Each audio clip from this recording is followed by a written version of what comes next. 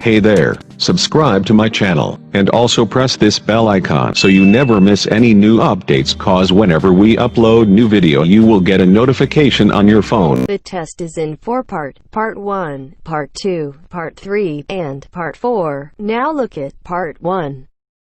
Part 1.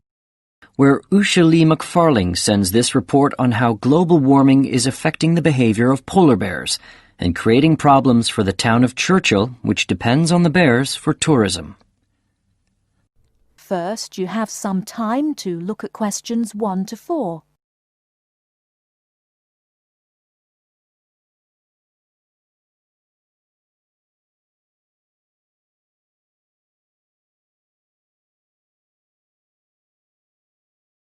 Now we shall begin. You should answer the questions as you listen, because you will not hear the recording a second time. Listen carefully and answer questions 1 to 4.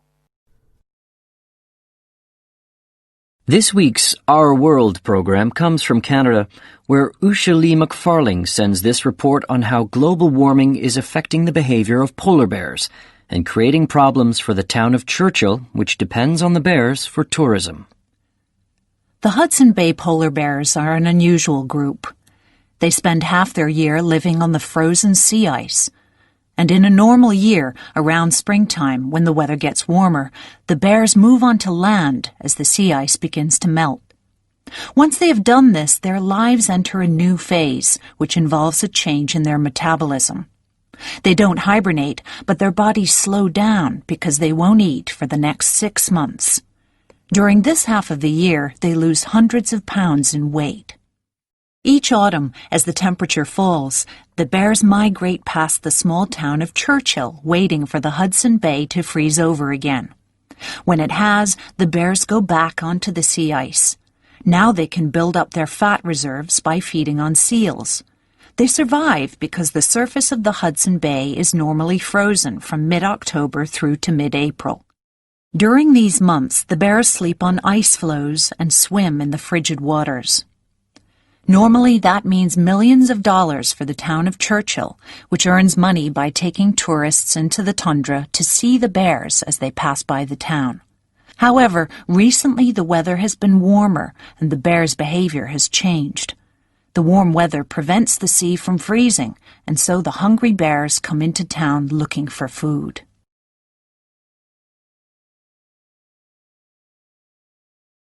Before you hear the rest of the conversation, you have some time to look at questions 5 to 10.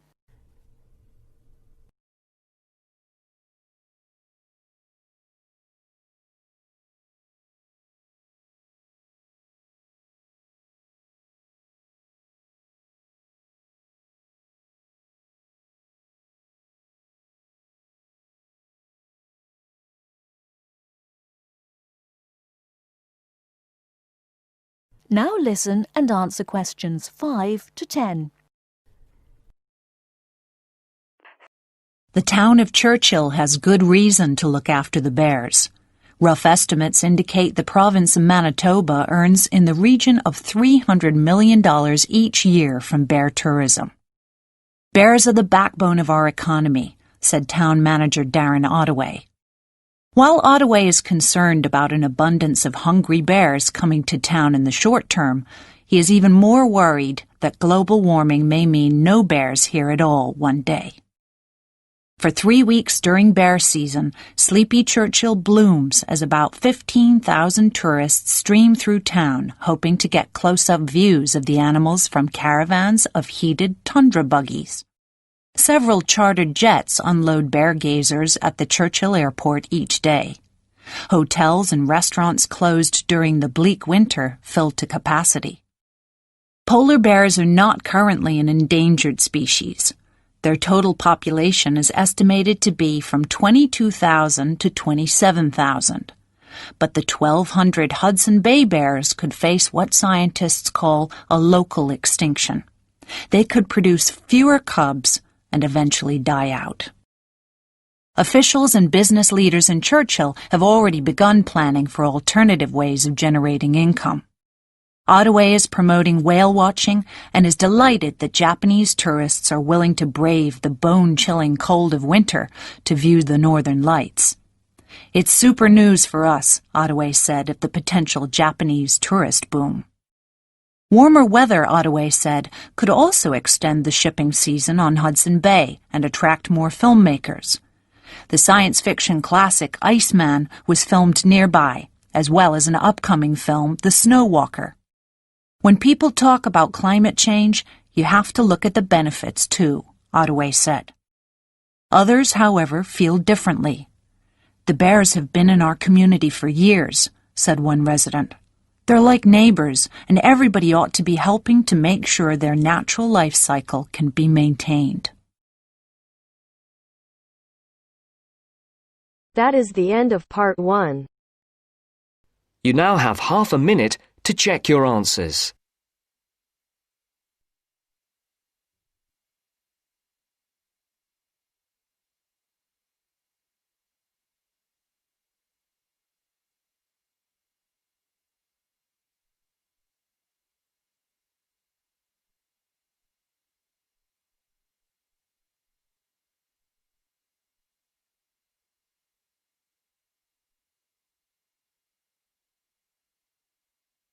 Now turns to part 2. Part 2. You'll hear a tutor and a student discussing transport.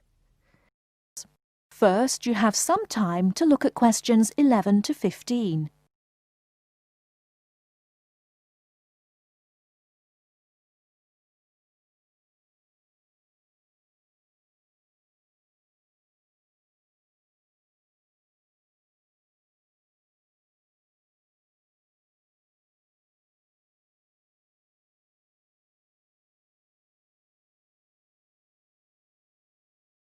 Now, listen carefully and answer questions 11 to 15. Come in, John, come in. How's the paper going? Morning, Mr. Taylor. Pretty well, actually. Good, good. It's not all about bicycles, is it?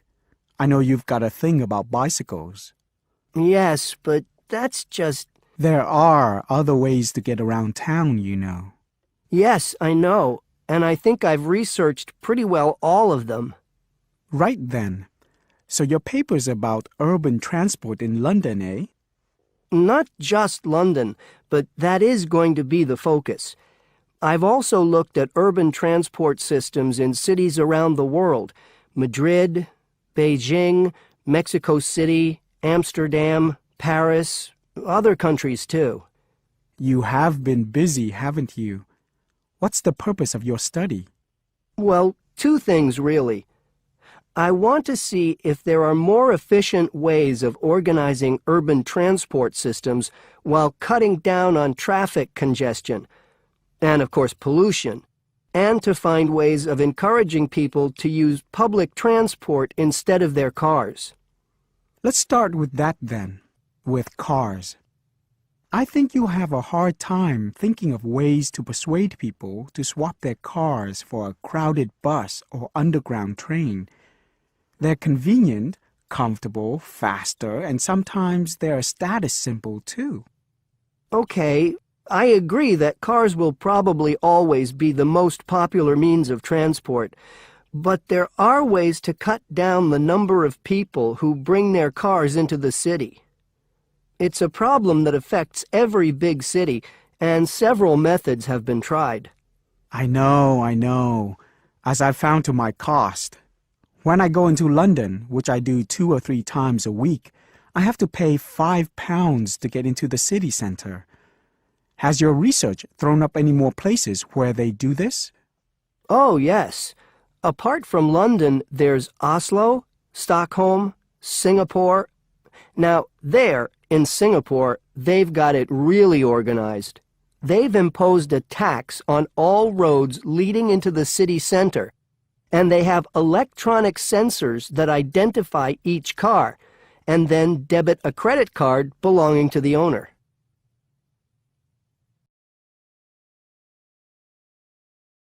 Before you hear the rest of the talk, you have some time to look at questions 16 to 20.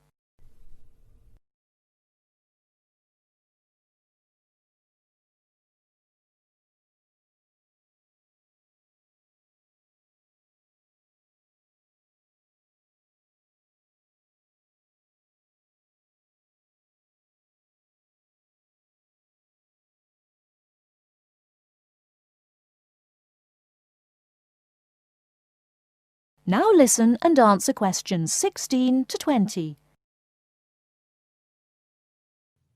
And other cities, instead of charging motorists to come into the city center, have tried other measures. Such as? Well, in Athens, cars are only allowed to go into the city center on alternate days, depending on their license plate number. In Bogota and some other Latin American cities, such as Quito and Sao Paulo, they've developed what is called a BRT system. A what? A BRT system, a bus rapid transit system. People leave their cars outside the city and take buses, which have special express lanes into and through the city.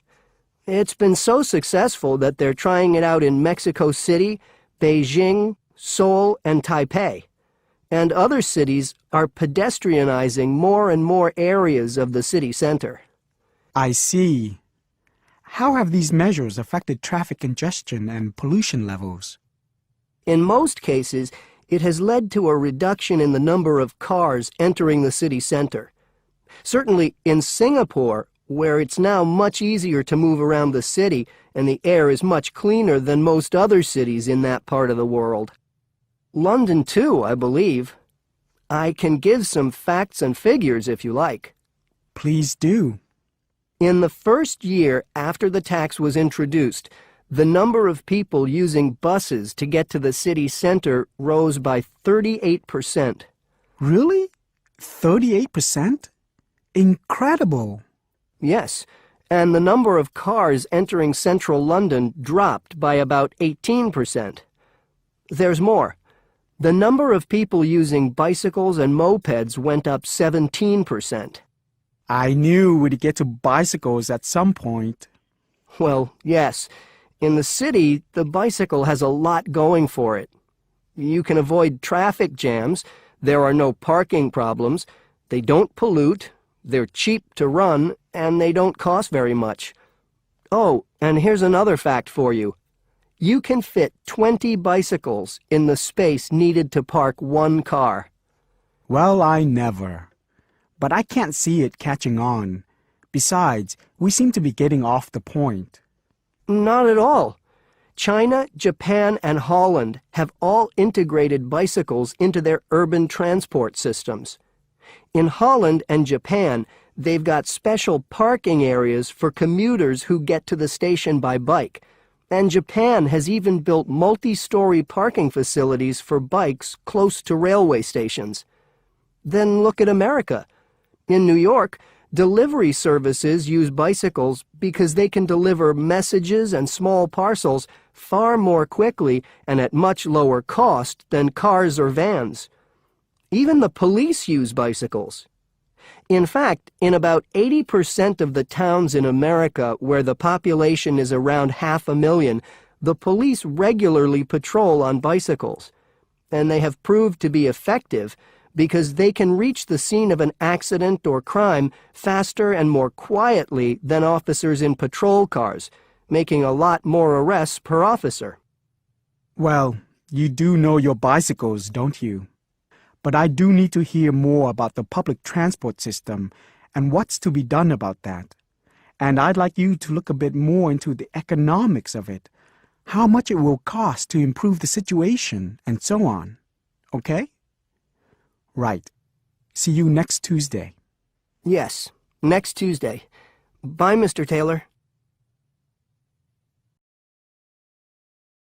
That is the end of part 2. You now have half a minute to check your answers.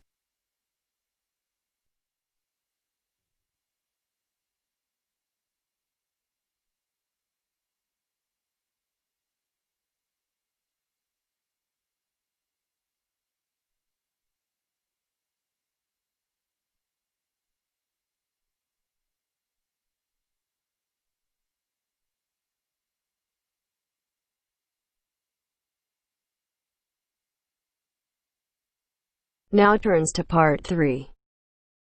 Part 3. You will hear two students, Dylan and Emily, discussing a presentation which they will have to make. First, you have some time to look at questions 21 to 24.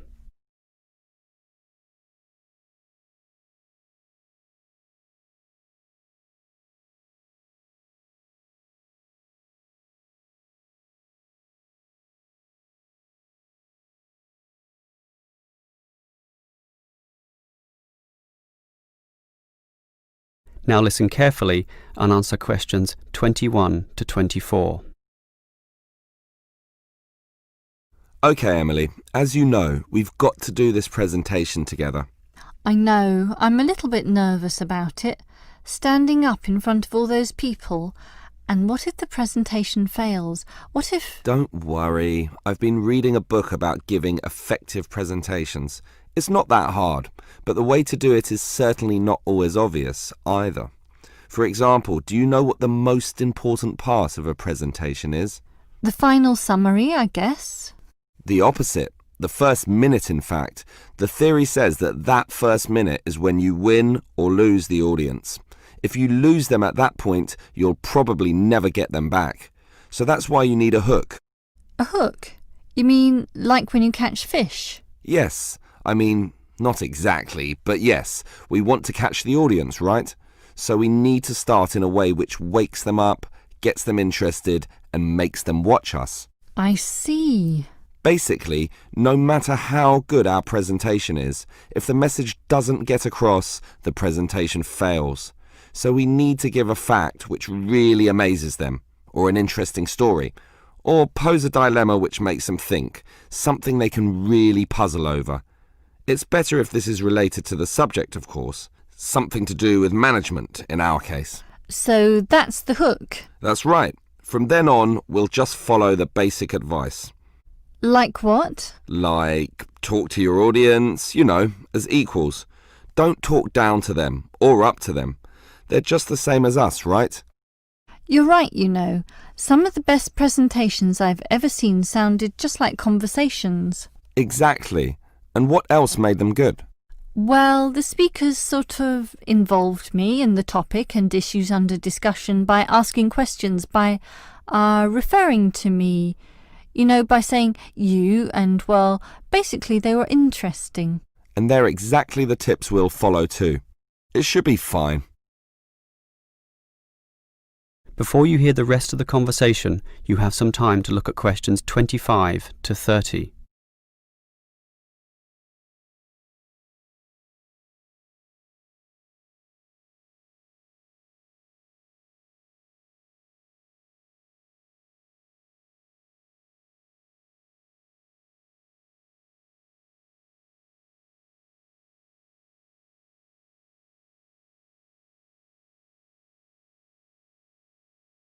Now listen and answer questions 25 to 30. Emily, I think this will be a fine presentation, but how are we going to divide it up? For example, who's going to open it, you or me? Well, I think you have a very natural style, so you should start. This talk has 5 main parts, so you can introduce it and then do part 1. That's the historical context or background to the issue. Yes, then I'll do part 2 about current views. You do part 3 and I'll do part 4, leaving both of us to handle the question time. I'm okay with that. In part 1, I'll probably speak at length about Hoffman's theory, about management styles, and compare differences in culture in relation to the style of management used. That sounds good. Those differences are important and certainly relevant to the current times.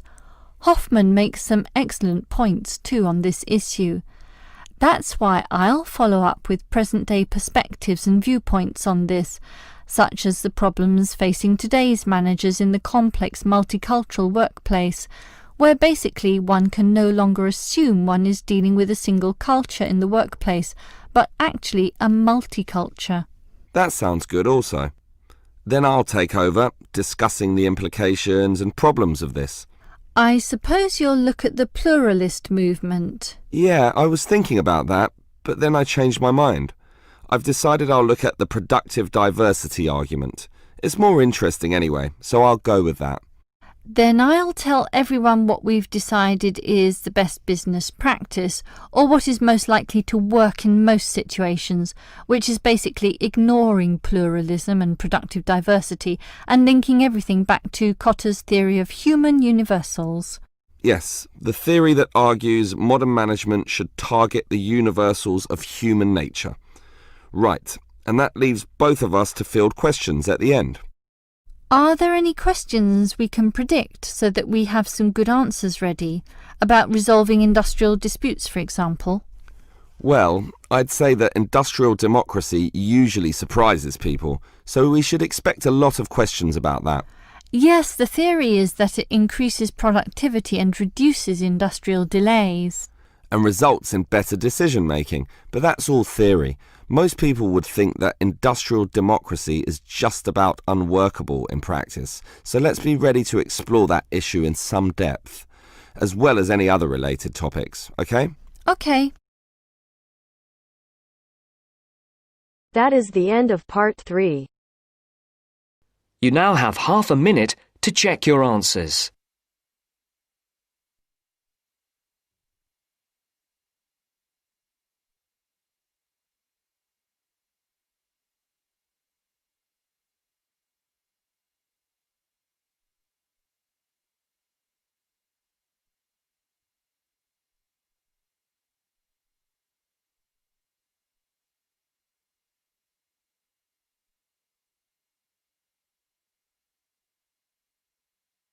Now turns to part 4.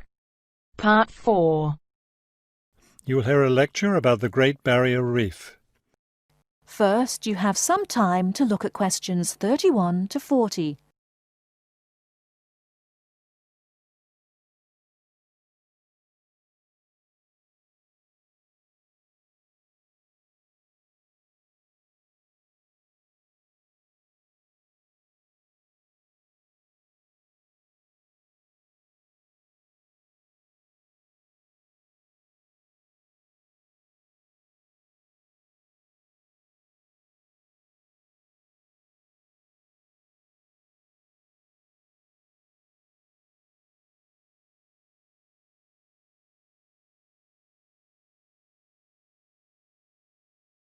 Now, listen carefully and answer questions 31 to 40. Despite its name, the Great Barrier Reef isn't just one large coral reef.